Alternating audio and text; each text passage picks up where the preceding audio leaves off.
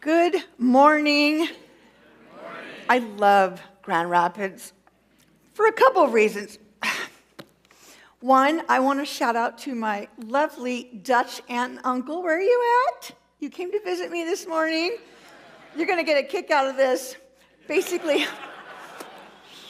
this is my beautiful Dutch family, and I married into the Dutch family, so I had a lot to learn. Like, you can't eat Splenda, you have to do sugar. Like, they're really strict about that. So I knew when I was coming to Grand Rapids that I might be running into some relatives, since my husband comes from a huge Dutch family, a beautiful family that God blessed me with. So my name is Shelley, and like he said, I'm the president of Pink Cross Foundation. I have my organization actually rescues women out of sex trafficking. Also, we rescue women out of the porn industry, because that is also sex trafficking, which most people don't know. So today I'll be sharing my story with you. I was a sex trafficking victim. Now I'm a sex trafficking survivor turned champion for Christ. And I hope that my story, thank you. And I hope that my story just totally rocks your world. I ask for grace because there are some graphic parts to it. It is not easy standing in church talking about my story. I'm actually more comfortable ministering in a porn convention. So give me grace. So Father, just wherever you want, Lord, let it come out.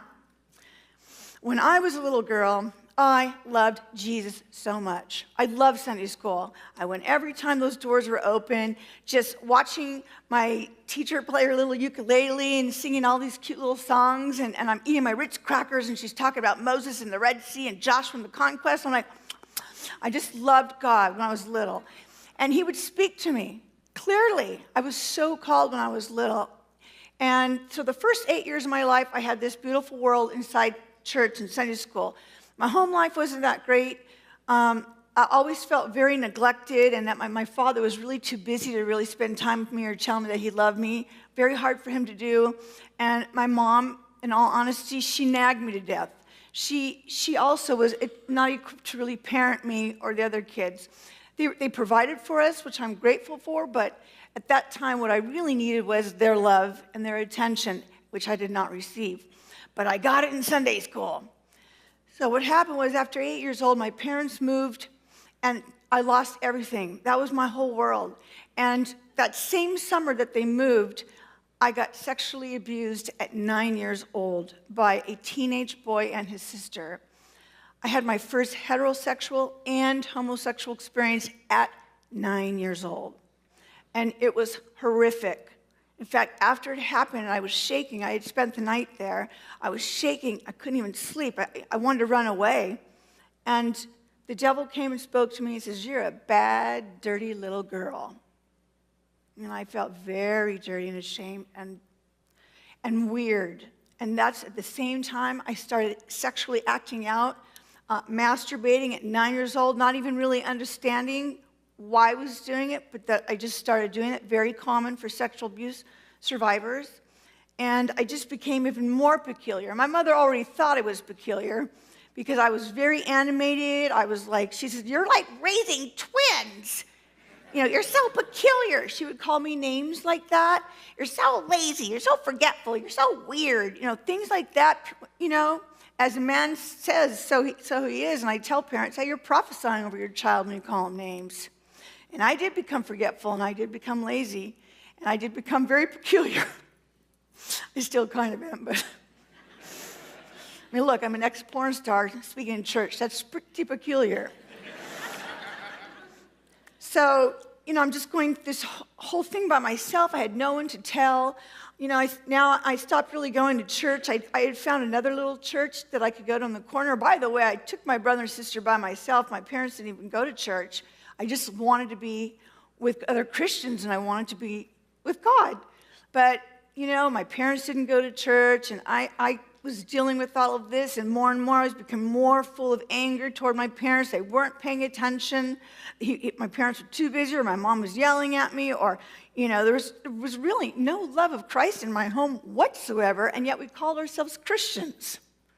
So I call it the pseudo-Christian family, where you guys think you're Christians, and then you're not.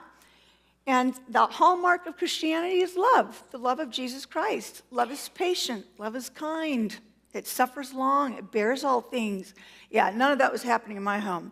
I was getting in trouble for everything because I was acting out. I was becoming more and more rebellious. Here I am carrying this sexual abuse shame. At the same time, I have parents who are neglectful and nagging and calling me names. And I just grew up feeling very, very ugly and unwanted. And then high school hit. And then the boys happened.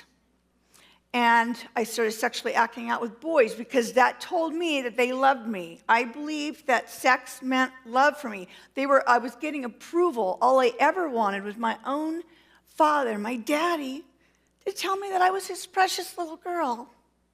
It really would be such a simple act. I don't know why dads have such a hard time with that. But a lot of dads do. It's hard for them to be affectionate. And so that's really all I really wanted as a little girl. My dad was my hero. He was so smart, and he was an inventor, and a lot like me. We're a lot alike, so I just admired him so much. But my hero was too busy for me. So then I really started acting out in high school, not only to get the boys' attention, but I wanted to get my parents' attention, so I became shell-shocked. That was my nickname, Shell-Shock. So I thought I would shock everybody to get their attention. So I started dressing really wild. My mom bought the clothes for me. Some I stole. Wore fishnet stockings, mini skirt, the neon stuff, big crazy hair, trying to be a Madonna wannabe. Madonna had just come out, and I thought, she'll make a nice new mother for me. See, when parents don't take care of their kids, the devil has no problem stepping in and providing new parents for your child. The only God that your child will see when they're growing up is through you. So I thought God was mean and distant like my mom and dad. And so, as I began to rebel and get attention, I started having sex, started doing drugs. I would, take my mom's car and I would go to nightclubs. At 16 years old, I was allowed to go to nightclubs with my boyfriend in my mom's car, where we all smoked pot and ecstasy and started drinking. And I would bring big bottles of Jack Daniels home in the house, just kind of leave them out so my parents would find it to see, Instead, they would shove it under the rug. We didn't know what to do with you. Just shove it under the rug. I'm like, oh, we just put our heads in the sand, Shelley. I'm like, that's not a good enough reason. You knew your daughter was an alcoholic at like 16 years old. You knew I was sick. You knew that our family needed help. But you know what? I think we went to like 1 or 2 counseling sessions. My dad says, I'm too busy. And nobody wanted to be there. And my parents didn't want to be confronted by the counselor.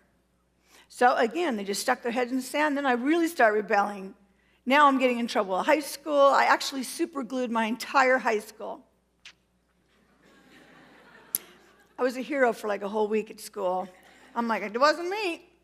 Yeah, we put like super glue. No, I shouldn't tell you how to do it. That's bad. So I just became really wild. I took my dad's truck and ruined the entire engine. I was driving like a reckless driver everywhere. Well, my dad was a mechanic, and he had a race car, so who do you think taught me how to drive like that? Yeah, you better believe it. So I was reckless. Totally. I'd get a ticket by a cop. I would just take it and throw it in his face and drive off. I don't care. I get all these tickets. I didn't care. Finally, I lost my license. So now I can't drive. I have no license. I'm an alcoholic. I'm carrying all this shame. My parents, I think they hate me. I don't know what happened to Jesus, because when I was little, we were very close, me and Jesus. And he told me, Shelley, someday you're going to preach the gospel. Thousands of people. Wow, 6 years old. I'm called by God. It was really awesome. Now I'm in high school like, yeah, whatever. Where are you now? Well, my dad got sick of my rebellion, and he came to me after I barely graduated high school. Yeah, I had like C's, D's, and F's. Where was my help? Where's my tutor? Where's any kind of, my dad would try and teach me math, but they were just so unavailable. I have 3 girls. When they need help, they get the help, period. No, I did not get that help. So I failed miserably in school. Here I am, this little girl. I was so smart. I was so intelligent. I was writing poetry at 8 years old, beautiful poetry. I wrote my first book at 9 years old and gave it to the school library and even made my own little book cover. I was just really a talented little girl, acting and creative. My 6-year-old teacher told my mom, she's really gifted. She's got all the kids in the entire classroom doing everything she says, and they're putting on this big play, and they're making this 50-foot mural. It's just amazing. You should put her in a special gifted, school or some kind of class. And my mom goes, she's just so peculiar. I don't know what to do with her. I'm like, so all the time my hopes would get high that someone recognized something special about me. And my parents would just blow the bubble, and I'd be like, yeah, I'm not special. I'm just ugly, dirty little girl that nobody wants. Nobody wants me. So when my dad kicked me on the street, that was the final blow. He says, get out. I'm like, get out where? He goes, get out. You're not living here anymore. You're 18. You cause problems all the time. It was always my fault. The whole house, my mom and me fought every single day of my high school years, every day, fighting and screaming and crying. And then my dad would come home and my mom would cry, Dennis, she's just horrible to me. Look what you I'm like, oh, yeah, it's always my fault. Being manipulated by someone who would manipulate my father through tears, and I'd had enough. I had no respect for either one of them. They had never done anything to earn my respect. So when I was kicked out, that was it. I swore to God I would never, ever speak to these people again for throwing me out on the street with no money, no driver's license, nothing. All I had was a bag with some clothes and my Bible. And I ended up on a curb, homeless, in the San Fernando Valley in California. And that's where, unbeknownst to me, is the porn capital of the world. 85% of adult content is produced in this small little area in California of the world. And I'm sitting there right in the middle of it. And so I just sat in that, I'm in shock. You're in shock when something like that happens. I'm like hitchhiking, trying to find where I'm going to go and who am I going to live with. And I just was crying on this curb, just homeless on Sherman Way. It was hot. In California, it's very hot. So there I'm hot. I have no food. I have nothing. What am I going to do? And I just started going, Jesus, where are you? What happened when I was a little girl? You made all these promises. Where are you? Am I so unforgivable? Am I so utterly unlovable that you don't want me anymore? Then all of a sudden, a man came up, and he saw me weeping. Big, beautiful black man. And he came up to me. He was really muscular. And he says, honey, what is wrong with you? And I just wept and let it all out and told him everything that ever happened to me. And he just started to hold me like I never been touched like that by an older man.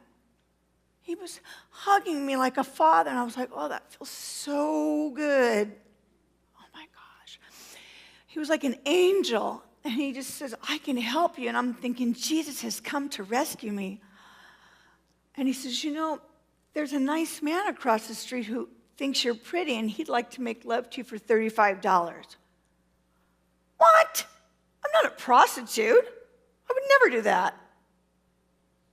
He goes, well, you'd have a place to live, your own place. You have your food, and you would have all, and I'm like, here I'm sitting on this curb homeless while my parents are sleeping in their nice warm bed. And the devil came to me, and he said, Shelley, your parents don't care. God doesn't care. And I thought, yeah, why should I care? And so I went ahead and I sold myself into a life of prostitution for $35. And that life began a downward spiral. I started getting in very abusive situations. The pimp even locked me in his apartment so that way the tricks would come in there. I mean, I was being raped, literally, sex trafficked right there. And I finally had to physically fight him to get out of his arms. I had that in me. I had anger, and I had that rage, and I'm half Italian. Nobody messes. And I was a very rebellious teenager, so I had to fight my way physically out of there and run. Ended up on another curb, not far, right there on Ventura Boulevard. Here I am again going, I was just living in a middle-class home. Overnight, I went from being like a high schooler to a prostitute, not even knowing how to survive. And so I started just saying, I don't want a pimp. I'll just sell myself. And so I started going to where men worked, and most of them were married men. like in mechanic shops or like business owner shops or jewelry shops. I started just asking them, do you want a sex act for like $50? It was so pathetic. It was so humbling.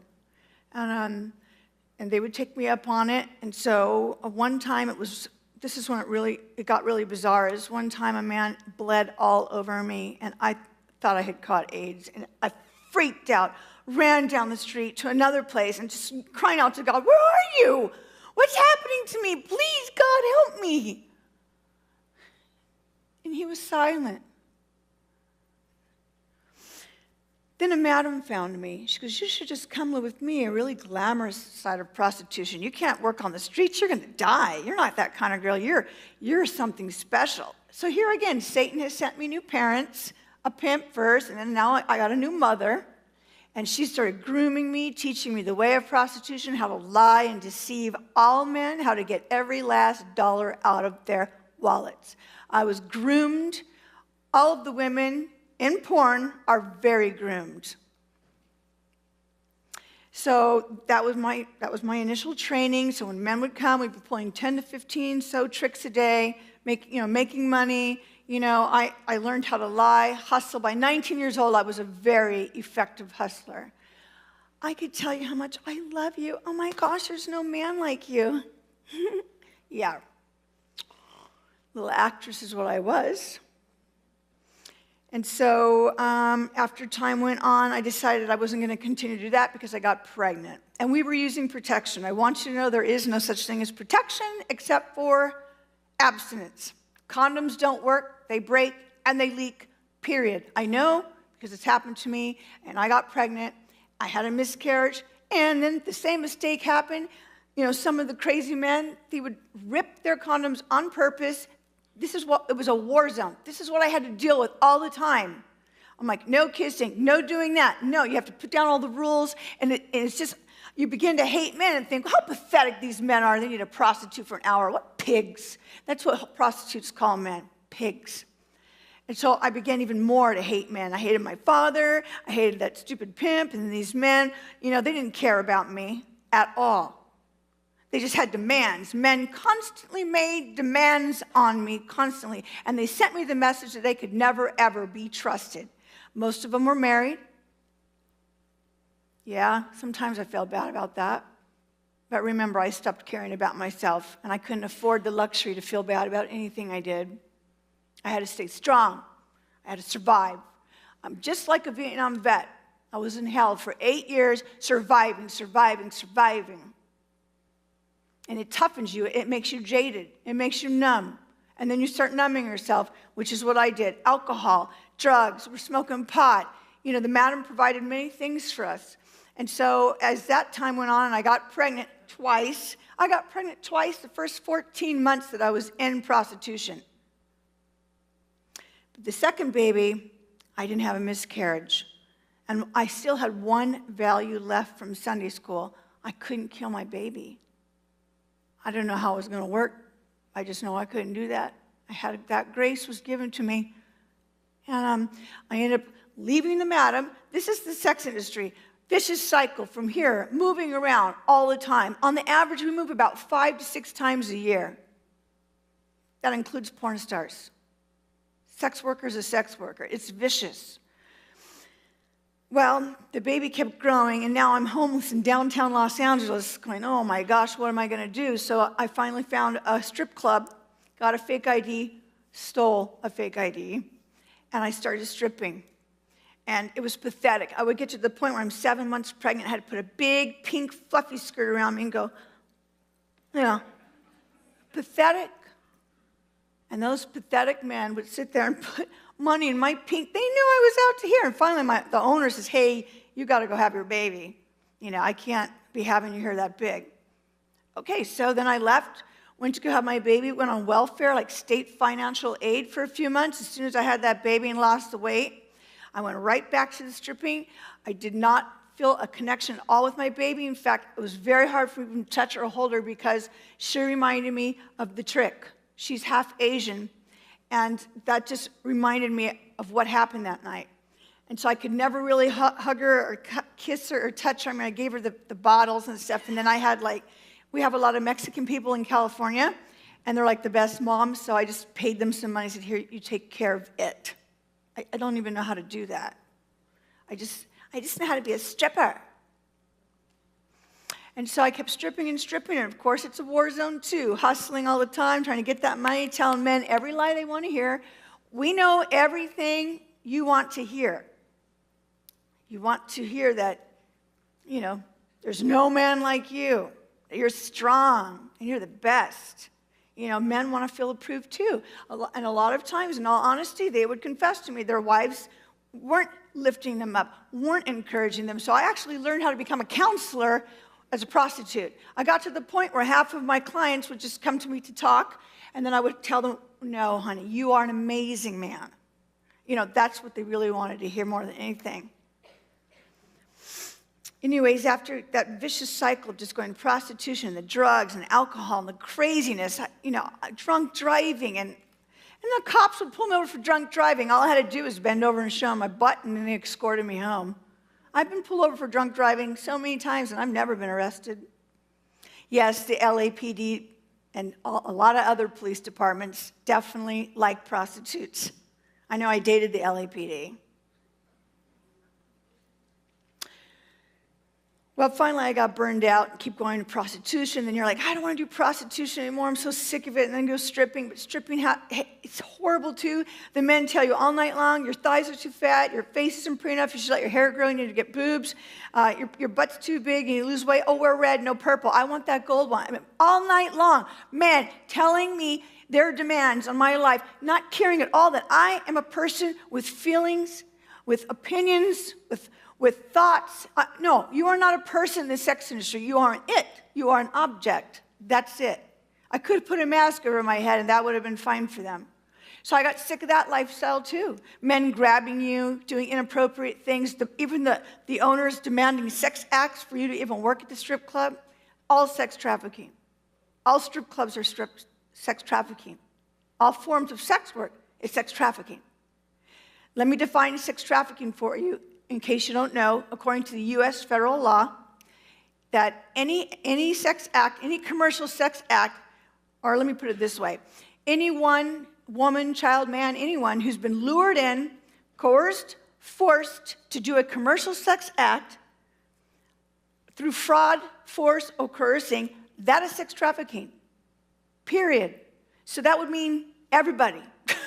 Everybody in the sex industry is being trafficked. Everyone's been lured in. I was lured in by a pimp. I was lured in by a madam, lured in by the porn industry. I was coerced. You better believe it. You need to do this. No, I'll give you this, making me promises. Enticement. Enticement is a form of sex trafficking. We're all enticed. See the money, honey? I'm like, we see the money. We're not there for any other reason except for your wallet. That's it. Nobody in porn enjoys making porn. In fact, we prefer prostitution because at least you can get like a dinner and you only work like maybe 2 hours. Well, in the porn industry, you get to work 8 hours and you get to have bodily fluids all over you and no protection. So you see, what we do is we go into porn, we use our porn star name to make more money as prostitutes. It is all prostitution and it is all sex trafficking. I know because I was there and I have done it all literally. Well, I finally got burned out. Now I'm raising this baby. Can't even take care of her. I go to bed like at 6 a.m. and wake up like 3 p.m. My biological clock was completely off. And this little girl would wake up, my little 3-year-old would wake up. She got out her old stale cereal and poured it in a bowl of Coke. There was no milk in the house. My house was filth. I didn't clean. I didn't even do laundry. I just gave the clothes like to the poor people down the street, and I bought new clothes. That's what my sugar daddies did. I need more clothes now. It was a crazy life. So I just go get my clothes and then keep doing the same thing. I didn't even know how to, I didn't even pump my own gas. I would walk to the gas station and go, can you pump my gas? I was just really, it was all about when men were going to make those demands on me, then they were going to become my slave too. Because after a while, you're tired of being abused, and you become the abuser. That's it, And men will do what I say, and I will get that last dollar. But the truth is really I was doing what they wanted. So after a while, being so burned out, by now I hate men. I'm turning now to women to be homosexual. I had that homosexual experience at 9. I actually had a couple throughout my high school years with women. So you just kind of look for women for comfort, because at least they're not, they're not a man. Because remember, in my head, all men are bad and want to hurt you. So I got in a relationship, a homosexual relationship, and it was even worse because this person became obsessed with me. I was being convicted by the Holy Spirit every single day of my life in the sex industry because, see, I knew Jesus when I was little. But what I didn't understand, you want to convict me, but you don't want to help me. Where are you? So I justified it by saying, God, you're not providing for me. You're not helping me. I got to do what I got to do. So this porn star, she comes up to the strip club. She sees me dance. And then I go down and she goes, oh my God, you're so hot. Like, you should be in porn. I'm like, porn? This is in the 90s. Porn? What do you mean porn? She goes, it's like sex in front of the camera, and you can make like $2,000 a movie. I'm like, $2,000 a movie? I don't even barely make that in a week, and I have to go through all this abuse. So I'm like, will I be kept safe? Oh, yeah, the porn people are the cleanest people in the world. I'm like, okay. She goes, just get your AIDS test once a month. You'll just be kept clean. Okay. So sure enough, I show up to the set, and of course, I'm so nervous. And trust me, that Holy Spirit thing, working, I know in my heart that this is wrong, but I got to do what I got to do.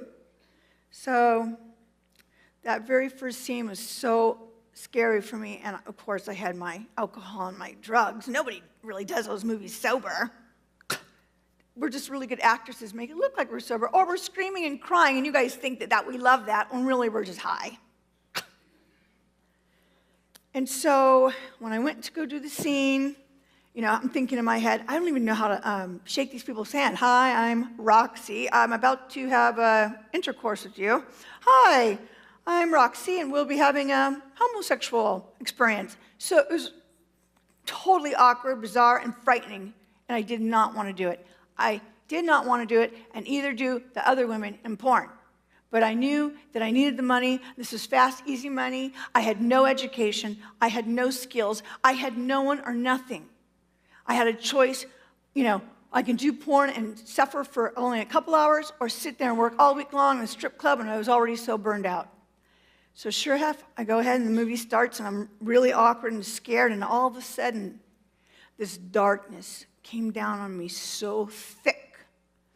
And the devil spoke clearly to me and said, Shelley, I'll make you famous and everyone will love you. And he entered me, and I became even more demon-possessed than I already was. And I just ravished those people on the set, and I just changed, went Roxy the porn star. Oh, yeah. And I just started going crazy on the people. And the pornographer's like, oh, do you see this girl? There's no girl like you. You are amazing. Oh, look, you're going to be big. You're going to be the next biggest, hottest porn star. I am? Oh. I'm like, yeah, I am. I was going to prove to the world and my parents and every man that I was awesome, that I was the best. So I was out to prove something. So I would do very hardcore, I started getting more hardcore acts because they knew this one's really damaged. She'll do anything. And of course, they entice you with even more money. Or, they say, baby, you're just so pretty, telling you we're sitting on pornographers' laps. I never sat on my dad's lap when I was older. I don't really even remember any affection. So they're holding you going, you're so sweet. The porn industry is one big, filthy, happy family. The pornographers know what these damaged girls need. They need that approval. They know exactly how to entice her and talk her into doing this scene. I'd be like, oh, I can't do that. Oh, come here, honey. You can't. It's going to be really easy. He'll be really gentle. Like 6 guys, he's going to be gentle. That's not gentle. So, of course, I went through it. I was given drugs and alcohol. At any time, you can get drugs and alcohol. In fact, there are 2 doctors, and I know their names, in the valley. That's what they call it, Porn Valley. And those 2 doctors, at any time, the porn star can go to them for a cold, and she can get Prozac, Norcos, Vicodin, Valium, whatever she needs to get through that. So they're in conspiracy with the porn industry to supply these girls the prescription drugs that they need. And I'm not the only one that's saying this. Like on my website, especially in other places on the internet, I've got all these girls confessing all the drugs that they were given, all the drug use. I've worked very hard to help these girls, to raise them up to be a voice against this industry, and they're on my site. There's about 25 of us who've come out publicly now, but there's hundreds of women that are in recovery right now. So be sure to go and see that. I'm not the only one that says this. Jenna Jameson, most famous porn queen, her book, I don't recommend you read it, but she does tell a lot of the truth about what really goes on in the industry. So I did applaud her for that. But then now she's a pimp, so she doesn't want to do anymore. She doesn't want to do the porn anymore. Now she wants to pimp all the girls out. She goes, I earned it. That's her attitude. I earned this. I worked really hard to get to the top, and now I'm going to do this. So this is what happens. Most of the porn stars, they get so burned out, and physically they just even can't keep up with that kind of physical violence. So they become the director, or they become the pimp, or some of them catch HIV, and now they can't work at all, so then they put them in the back room doing like the stocking, all the DVDs. It's really sad. Of course, I didn't know any of this when I was in it. I was told I would be kept safe, I would make lots of money, and that would be easy and fun. And that would be famous, and that was really important to me. But after about 30 movies and getting into really hardcore porn, I mean, like even porn where like I became so hard and gross and I became more and more demonized every time I did something grosser that I turned into a man, actually, and I started to abuse the women. I mean, that's what happens. It's a progression, kind of like pornography addiction. You just kind of start out looking at the, the boy-girl stuff. Then you want to go to the interracial stuff. Maybe you want to go more to watching group sex, and then you're looking at bestiality and maybe now child porn. It is progressive. Anyone viewing porn on a regular basis understands what I'm saying right now, because that you can't get that same high anymore, and so you need another high. And that puts the demand on the women in porn. So the pornographer, what he does is he goes around and he watches any of you who are viewing porn, and he watches your habits online. Okay, look, that's really hot right now. The MILF for like let's do the more amateur. We got to do more of that. Okay, so go to the girl and go, listen, men now want to see you do, things that we never even thought of doing when I was in porn. The porn industry from the time I was in porn to just a few years ago 20 times itself. Because of the internet. It is growing rapidly.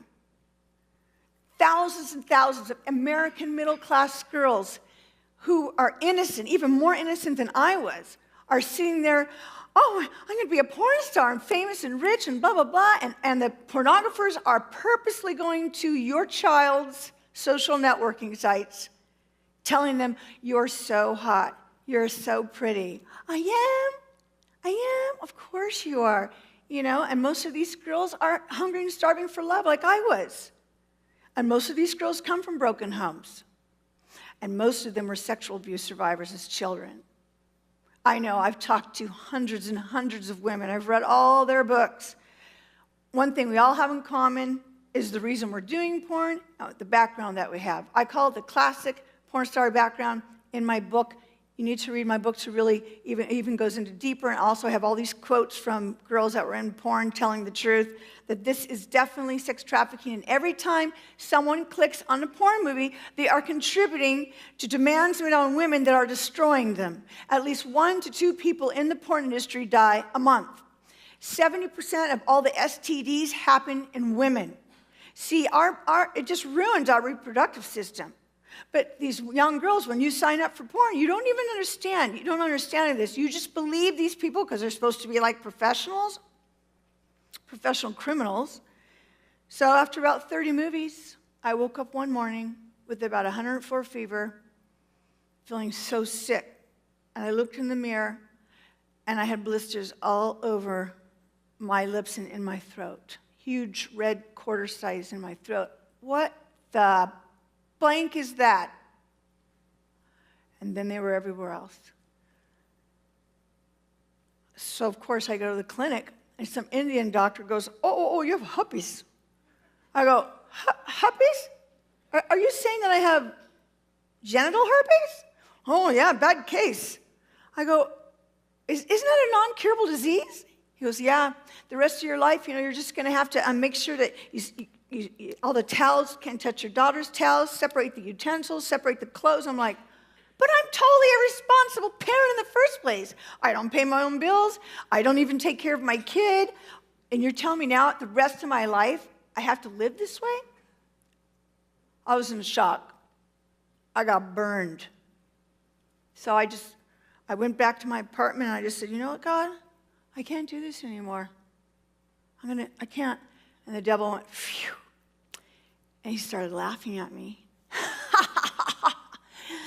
You're just a monster. Nobody will want you now. You should just kill yourself, Shelley. And I'm like, yeah, I should. I'm tired. I'm tired of being here.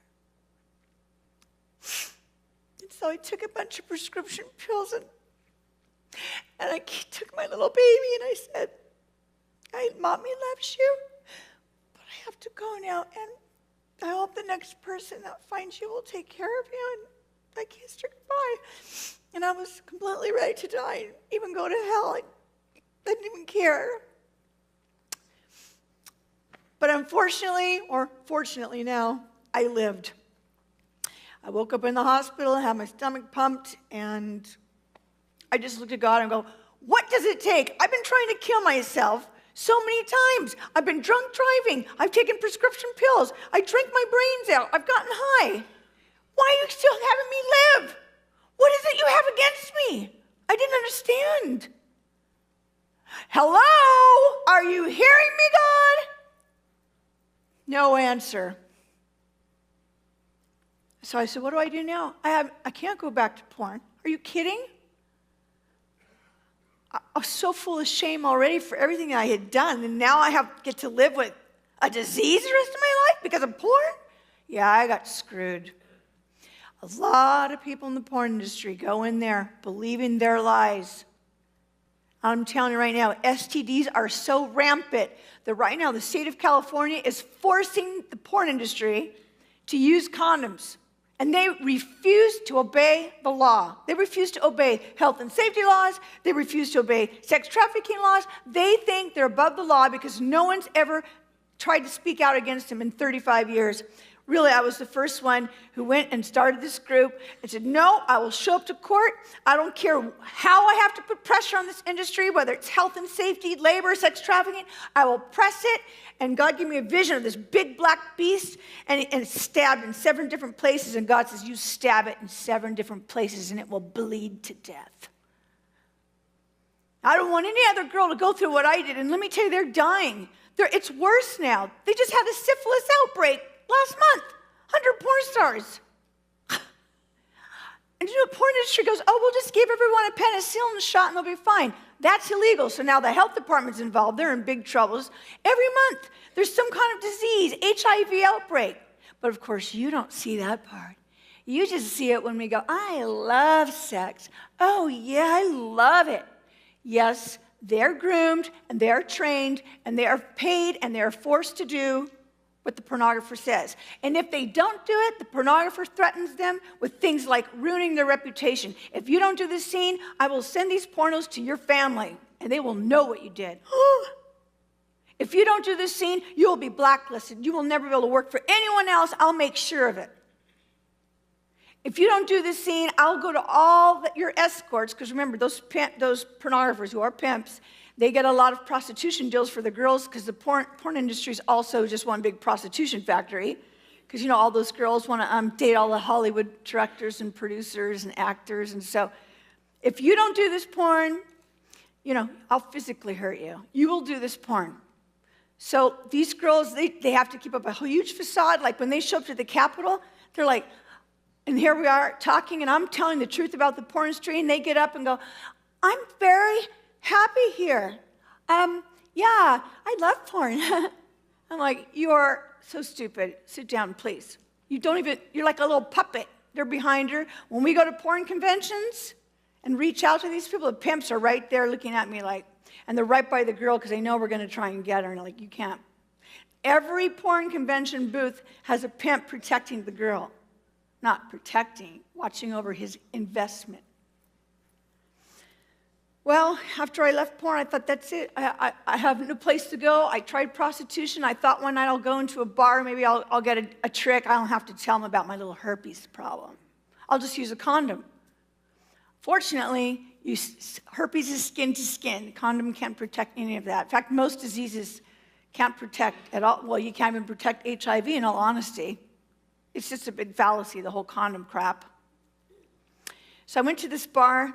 And I'm sitting there, going, yeah, I'm ready to make a deal. Who can make a deal? This guy comes up to me really sweet and says, hey, you want to play pool? I'm like, no, I'm cash only. You know what I mean? He's like, huh? He goes, I'll buy you drinks. I'm like, well, if he's going to buy me drinks or give me something. I always had to get something. So my heart's black, jaded. I have no interest, but I'll take the drinks. And then he says, so why are you here? And I'm like, I told you, I'm a stripper. That's what I told him. I do bachelor parties. Really? Oh, we need a stripper. I go, what? You look like you're like 20 years old or something. He was 22, still living with his parents. I'm like, here's my card, whatever, dude, see you later. He kept calling and calling and calling over the few months. And those few months, I really didn't know what to do. The money wasn't really there. I was... and this guy, finally I just said, okay, fine, I'll meet you for drinks. And then he said, and I have meth. I said, you have meth? Well, why didn't you say so? We would have gone out sooner. Porn stars love drug dealers. And he was really innocent looking, so I would have never guessed. So he would pick me up, we'd go to the bar, and he'd line that whole pool table up with meth, and I'd be like, dude, you're crazy. You're like really into meth. Yep. And then we go back to my apartment, and we would do meth there. And then we started doing weird stuff like grabbing the Bible while we were high, going, dude, did you see like Joshua and all those conquests he made? Like, it's really awesome. And oh my God, look at like King David, like, and Saul was chasing him. And we're talking about the Bible while we're high. And I'm like, what's wrong with this picture? Who are you? Why am I sitting here snorting meth, talking about the Bible and God and Jesus? And he just says, Shelley, I feel like God sent me to you to marry you and rescue you. I go, I'm not marriage material, dude, okay? You're not going to rescue me. He goes, no, God told me I'm supposed to marry you and I'm supposed to rescue you. And I'm like, then he told me, I'm a pastor's son. What? Oh my gosh, this is your great rescue? Porn star, a pastor's son who looks like he's like 20 years old. He's like a virgin. I'm like a harlot. And he just kept pushing me. No, I feel like God says I'm supposed to marry. It's going to be good. And so he brought me home to meet his Dutch family. Just think about that for a minute. Little tiny skirt, big blonde hair, and I'm like, in fact, his father says, girl, you look good. And he put his arm around me. I'm like, this is the pastor? So, of course, his mom went, ah! What are you doing? You're thinking with your... I'm like, okay, your mom hates me. This isn't good. Okay, and then he wants to show me how big his Dutch family is. I come from a family where, we don't really get along. We're not close. This family's huge. He was brought up in a perfect childhood. He went to Christian school his whole life, from kindergarten to senior. He was vice president, and he had this beautiful family, and he had aunts and uncles. He had his grandparents there, his whole family. He had everything, perfect childhood. I'm like, He just turned me off because, I had none of that. Then he brings me to his house to show me the big scrapbook that his mom kept him of every trophy he ever got, any newspaper clipping. I'm sitting there going, I hate him. He got everything I wanted as a child. I don't have any scrapbook on me. So it's almost like his family rubbed it in my face. They didn't directly do it to me, but I just felt like, no way am I marrying him. But then God told me one day, Shelley, I've sent him to you to rescue you. You're going to marry him. I'm like, and then I just thought to myself, if this idiot wants to marry some lady with herpes and a kid, where else am I going to find that guy at? Anyways, he's nice. He's not really my type at all. Like, physically, I wasn't attracted to him. I didn't love him. I didn't even love me. I didn't love my baby. There was no love at all in the sex industry. So anyways, we tried to have like a real wedding. That really didn't work out with his family, and my family was ecstatic, however. Good, marry her. We don't have to feel bad anymore. Marry her. Well, anyways, we went and go get married in Norwalk, California, and I walked up to the thing. You know, I was like really in command. My husband's more reserved and sweet. I'm like, I'll take care of it. How much is a marriage certificate? The lady goes, that'll be $35, please. God spoke to me and said, $35 to get in the sex industry and $35 to get out. Welcome to your recovery. I'm like, okay, I guess I'm supposed to get married. So we did it. I don't even really know what happened except for some lady just said, what do you, I go, I will. And then we walked out and it was raining. I just thought, this is like the worst day of my life. This is not the wedding I ever thought I would get as a little girl. And so anyways, I married this guy and we went on this new recovery together, and I was the most horrible person to be around. I had a bad attitude, negative about everything. And then God says, you need to go to church, girl. So I went to this big church with all these fancy, pretty people like you guys. My husband had joined the military, so now we're all poor. I went from like being like a diva to like being this mom who like was forced to like make meatloaf. I didn't even eat meat. My husband goes, you can't buy shrimp, honey. We're poor. I'm like, can I call a sugar daddy? I can just call and he'll give me the money. No, you can't do that anymore. I go, So as you can see, my recovery, you know, for many years I sat on the teaching of this pastor who he poured wisdom into me. You know, the first time we walked in there, I got to tell you, this is crazy. It's culture shock for someone like me to go into a church. When I start a church someday, if I do, it's going to be dark first, and then it'll start to get a little bit lighter and a little bit kind of ease people, the prostitutes and the porn stars and the drug dealers, ease them in, because this is scary. They want this, but it's scary for them. And so when we walked in, all these people were in the same outfits going, all things are possible. And I'm like, oh my gosh. This is so... And the pastor got up, and he's like 30 years old, and I'm like, I'm not going to listen to some joker who's 30 years old. He goes, success begins on Sunday. Then he starts walking around, and I'm like looking for the exits, and he comes up to me, and he goes, did you know that there's a champion in you? I just wept. It broke.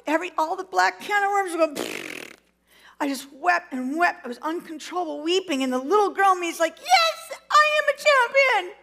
I'm a champion. I want to talk now. I never wanted to do prostitution or porn. I never wanted to be in that. I never wanted this. I wanted to be great because that's what I was made to be. I'm a champion.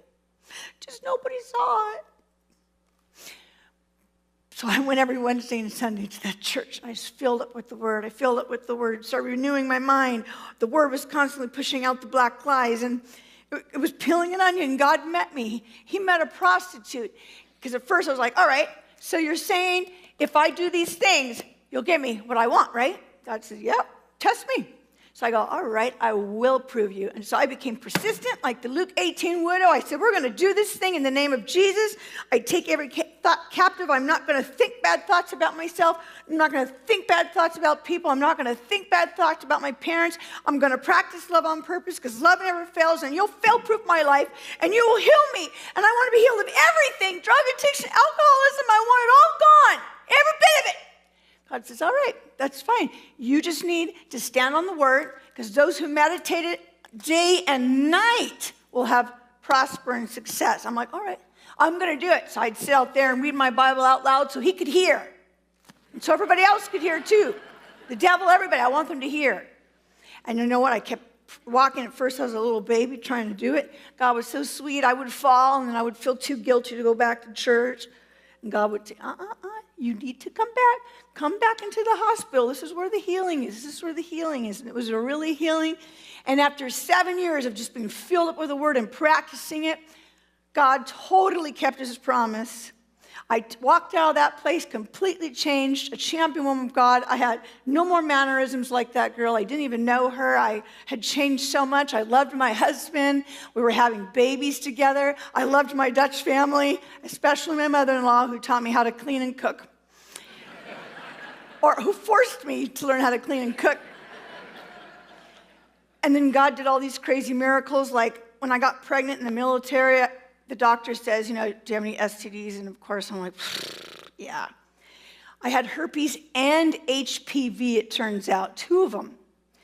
And he goes, you want to be in a study for herpes for pregnant women? I go, sure. 2 weeks later, they called me back in and said, ma'am, you do not have herpes. I said, well, that's impossible. I have had herpes. I was on medication for it. He goes, no, ma'am, the United States Army is not wrong. You do not have herpes at all. I'm like, and then God spoke to me again. He goes, oh, I just threw that in extra for following me. Boy, I ran home to my husband. Jesus. I ran home to my husband and says, oh, guess what? I'm doing the black preacher dance. Oh my gosh, God heal me. God heal me. I go, honey, I'm herpes free. He's like, what? I go, I'm herpes free. And sure enough, we have been enjoying a lovely herpes-free marriage for the last 17 years. And my story is huge. I know I'm kind of going over time, so I just want to let you know there's nothing impossible with God. He will meet you exactly where you're at. He will walk with you. He gives you the Holy Spirit to empower you. The simplest thing I did was I just read it. I could do that. Okay. I read the little scripture promise thing. Okay, if I give, it'll be given back to me. If I blah, blah, blah. Okay, here's all the conditions. Choose life, choose death. Got it. Now I get to practice it. Practice the love walk. I would be really nice. I was really like full of rage and had a bad temper. So my husband could sneeze and So I used to grab the thing and throw it at him, So this time I went, that's okay, thank you. And I made a nice dinner for you. And that's how my recovery began. So I want to encourage you, practice God's word on purpose, and you will be blessed. And you will have that job and have that provision that you need. You'll have that ministry. You'll have that healing in your marriage. You'll get over that pornography addiction. You don't need that filth in your life. There's a bunch of demons anyways. You don't want that. It affects other areas of your life. God wants to bless your marriage. I don't care if you and your spouse don't even like each other. Trust me. If me and Garrett can do it, anyone can do it. If a dumb old ex-porn star, a dumb prostitute, can rise up and become a champion, how much more you, who probably have an education I didn't have, how much more you've maybe been in church, you're men. I know there's women too, but right now I'm talking to the men. Men, I need you. The women I'm helping need you to rise up and say, no, I will not contribute to sex trafficking any longer. I will not view porn, but I will stand on the word of God. I will put scriptures around my computer. I will tell my wife. I will get an accountability partner, and I will get down on my knees, and I will humble myself and cry out to Jesus for help. And he's going to heal you. Thanks.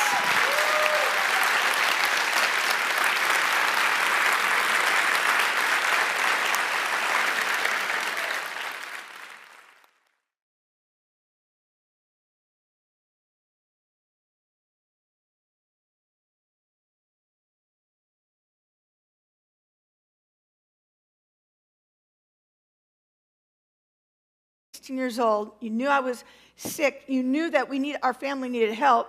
But you know what? I think we went to like 1 or 2 counseling sessions. My dad says, I'm too busy. And nobody wanted to be there. And my parents didn't want to be confronted by the counselor.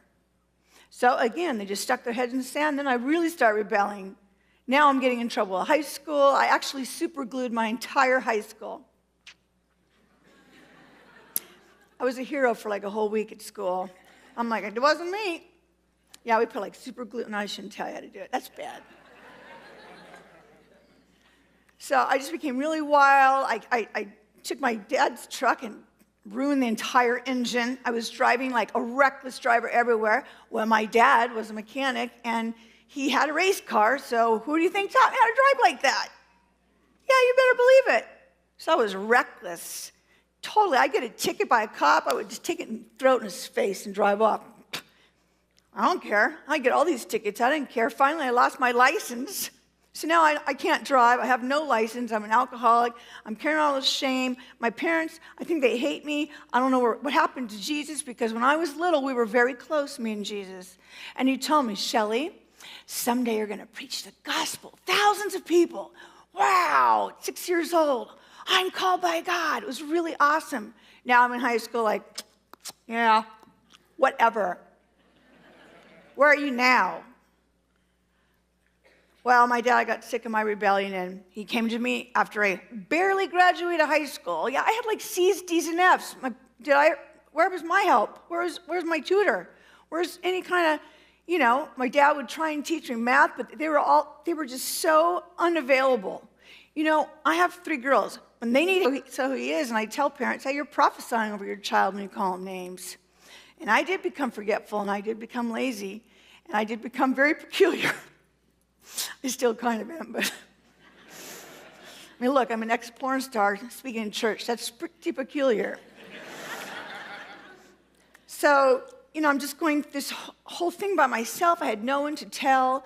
I stopped really going to church. I had found another little church that I could go to in the corner. By the way, I took my brother and sister by myself. My parents didn't even go to church. I just wanted to be with other Christians, and I wanted to be with God. But my parents didn't go to church, and I was dealing with all of this, and more I was becoming more full of anger toward my parents. They weren't paying attention. My parents were too busy, or my mom was yelling at me, or, there was really no love of Christ in my home whatsoever, and yet we called ourselves Christians. So I call it the pseudo-Christian family, where you guys think you're Christians, and then you're not.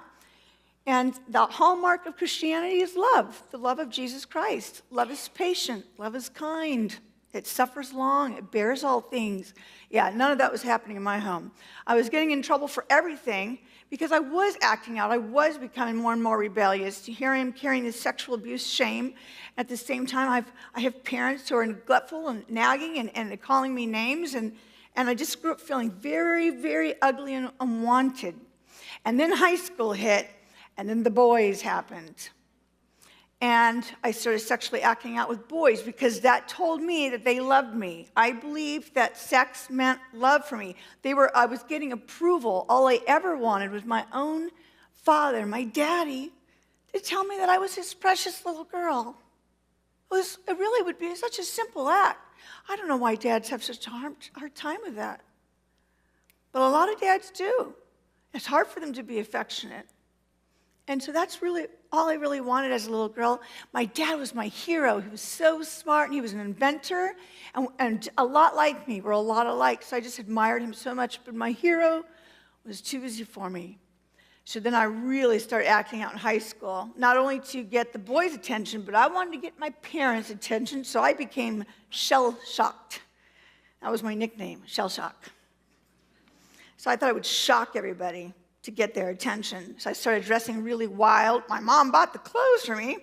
Some I stole. Wore fishnet stockings, mini skirt, the neon stuff, big crazy hair, trying to be a Madonna wannabe. Madonna had just come out, and I thought, she'll make a nice new mother for me. See, when parents don't take care of their kids, the devil has no problem stepping in and providing new parents for your child. The only God that your child will see when they're growing up is through you. So I thought God was mean and distant like my mom and dad. And so, as I began to rebel and get attention, I started having sex, started doing drugs. I would, take my mom's car and I would go to nightclubs. At 16 years old, I was allowed to go to nightclubs with my boyfriend in my mom's car, where we all smoked pot and ecstasy and started drinking. And I would bring big bottles of Jack Daniels home in the house, just kind of leave them out so my parents would find it to see. Instead they would shove it under the rug. We didn't know what to do with you, just shove it under the rug. I'm like, oh, we just put our heads in the sand, Shelley. I'm like, that's not a good enough reason. You knew your daughter was an alcoholic at like 6, and he would speak to me clearly. I was so called when I was little. And so the first 8 years of my life, I had this beautiful world inside church and Sunday school. My home life wasn't that great. I always felt very neglected, and that my father was really too busy to really spend time with me or tell me that he loved me. Very hard for him to do. And my mom, in all honesty, she nagged me to death. She also was not equipped to really parent me or the other kids. They provided for us, which I'm grateful for, but at that time, what I really needed was their love and their attention, which I did not receive. But I got it in Sunday school. So what happened was after 8 years old, my parents moved, and I lost everything. That was my whole world. And that same summer that they moved, I got sexually abused at 9 years old by a teenage boy and his sister. I had my first heterosexual and homosexual experience at 9 years old. And it was horrific. In fact, after it happened, I was shaking. I had spent the night there. I was shaking. I couldn't even sleep. I wanted to run away. And the devil came and spoke to me and says, "You're a bad, dirty little girl." And I felt very dirty and ashamed and weird. And that's at the same time I started sexually acting out, masturbating at 9 years old, not even really understanding why I was doing it, but that I just started doing it. Very common for sexual abuse survivors. And I just became even more peculiar. My mother already thought I was peculiar because I was very animated. I was like, she said, "You're like raising twins. You know, you're so peculiar." She would call me names like that. "You're so lazy. You're so forgetful. You're so weird." You know, things like that, you know, as a man says. So, good morning. I love Grand Rapids for a couple of reasons. One, I want to shout out to my lovely Dutch aunt and uncle. Where are you at? You came to visit me this morning. You're going to get a kick out of this. Basically, this is my beautiful Dutch family, and I married into the Dutch family, so I had a lot to learn. Like, you can't eat Splenda. You have to do sugar. Like, they're really strict about that. So I knew when I was coming to Grand Rapids that I might be running into some relatives, since my husband comes from a huge Dutch family, a beautiful family that God blessed me with. So my name is Shelley, and like he said, I'm the president of Pink Cross Foundation. I have my organization actually rescues women out of sex trafficking. Also, we rescue women out of the porn industry because that is also sex trafficking, which most people don't know. So today I'll be sharing my story with you. I was a sex trafficking victim. Now I'm a sex trafficking survivor turned champion for Christ. And I hope that my story, thank you. And I hope that my story just totally rocks your world. I ask for grace because there are some graphic parts to it. It is not easy standing in church talking about my story. I'm actually more comfortable ministering in a porn convention. So give me grace. So Father, just wherever you want, Lord, let it come out. When I was a little girl, I loved Jesus so much. I loved Sunday school. I went every time those doors were open, just watching my teacher play her little ukulele and singing all these cute little songs, and I'm eating my Ritz crackers, and she's talking about Moses and the Red Sea and Joshua and the conquest. I'm like, I just loved God when I was little.